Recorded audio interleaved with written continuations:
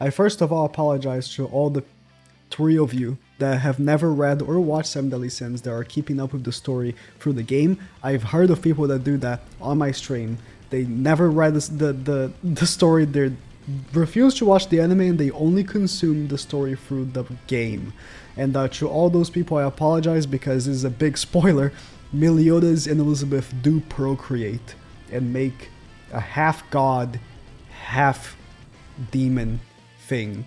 I have not read, or I'm not keeping up with Knights of the Apocalypse. I will read it, but I'm just waiting for the chapters to pile up. And there's a picture here of someone that wanted to recreate Tristan in Grand Cross, and it looks pretty good. I saw this from Japanese YouTuber Botsi Sensei, and he I don't know, I was gonna say he talked about it, but I don't know exactly what he said, so I don't want to put words in his mouth because it was all in Japanese, but it looked pretty good by this Twitter user here that did a very good job by just modeling the goddess Liz into basically looking like this, and I assume that's how it looks in the manga.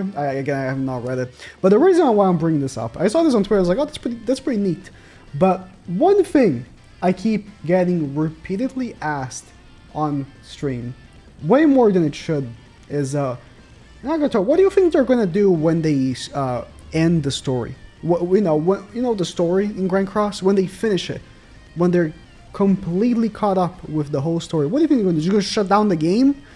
And that's a very funny thought because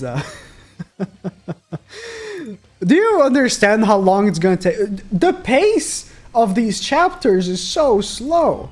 They're gonna be done. Like, okay, we are about to fight Mile. So we're about to... So, again, sorry for the three of you that are keeping up with the story. This is a big spoiler for what's coming up next, but...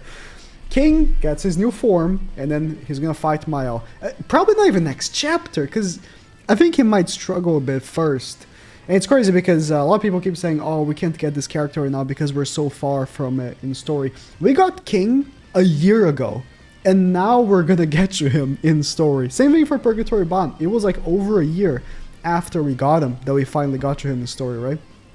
But right here, we're about to get there. And they release one of these every, like, what, 2 months? They have been really slow because they've been, doing one chapter of story and one chapter of Ragnarok, which I'll touch on Ragnarok as well. But, they're probably going to be done by, what, end of 2024, maybe? I'm being generous. If they don't make it even longer between the chapters, right? They've been at least being, like, generous. At the end of this chapter, they gave 30 gems on top of the 30 that you already get by completing it, right? So I think that's, the give and take of them being a little slower. They're also giving more rewards than they used to. But Ragnarok is something that...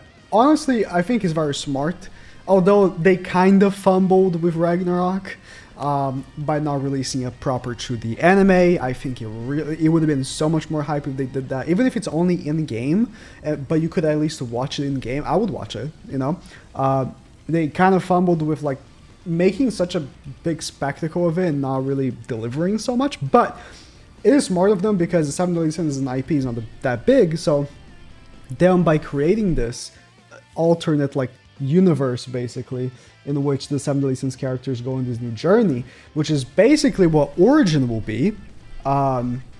It can, keep them preoccupied while not thinking solely on the Seven Deadly Sins characters and not running out of them. Now, one funny thing is, right, Origin, which I just mentioned, will have Knights of the Apocalypse characters. It is in the trailer. This is the kid that I don't know who is, and everyone corrected me in the comments. I have no idea what they are, their actual name. And don't correct me on these comments. It's fine. It doesn't matter. I'll read it. Okay, I'll read it. I've heard it's really good, but it will have it. So there's nothing stopping them from actually bringing these characters into Grand Cross as well because they're published by the same company. They clearly own the rights to Knights of the Apocalypse as well. It's very easy money for them, especially because the way they are going to be doing Origin, if you pay attention to the trailer, is the animations from Grand Cross, everything they've already worked on. Like, they already invested all this time into making the animations of Grand Cross. Of course, they're going to, share the animations between. Look, this is the end animation from Grand Cross. They're gonna share the animations from Grand Cross and Origin, and probably vice versa as well. So if they're already coding Knights of Apocalypse characters for this game, there's nothing stopping them. Okay, I don't know exactly where that was. There's nothing stopping them from just using them on Grand Cross as well. And I think we might end up seeing him. Okay. I don't know if I can say for sure if Grand Cross will still be around by the time story is done. I'll be honest, because depending on how Origin goes, I wonder if they will just really like either slow down Grand Cross or like make sure that, okay, Origin is our open world game and Grand Cross is our turn-based game, and these are our two pillars. Because as is, Grand Cross is not as successful as it used to be, but it's still decently successful, right? And if this game gets really popular, it's really good promo for Grand Cross. It's just like Genshin was really good promo for Honkai Impact as well. So if they could manage that, just like kind of MiHoYo did, I think we could end up seeing, you know, something like this. But I would say by the end of 2024, and by then, there's going to be so much more chapters of Knights of the Apocalypse that they can also recreate the story of Knights of the Apocalypse in game. So for the people that keep asking, oh my god, what's going to happen when story ends and when they run out of characters? First off, they're never going to run out of characters. You know why? You know why they're never going to run out of characters? This was the last base Ascanor. Where is he? I'm going humans. This was the last base Ascanor we ever got. One of the main characters in the story. His base form only has 2 characters. We're still waiting on the last one because it's going to be one of each element, right? In 2019. So the issue for them, honestly, is not running out of characters. I think not completing them. I think we're never going to get Gurhid until the game shuts down. It's crazy. Don't you even think that? But with them releasing so many Ragnarok characters, right?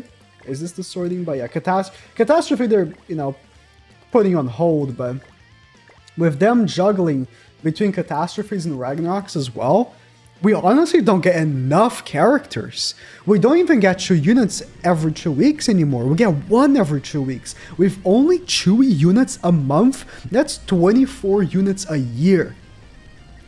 If, let's say, half of those are original characters, because honestly, I think that's a pretty good assessment.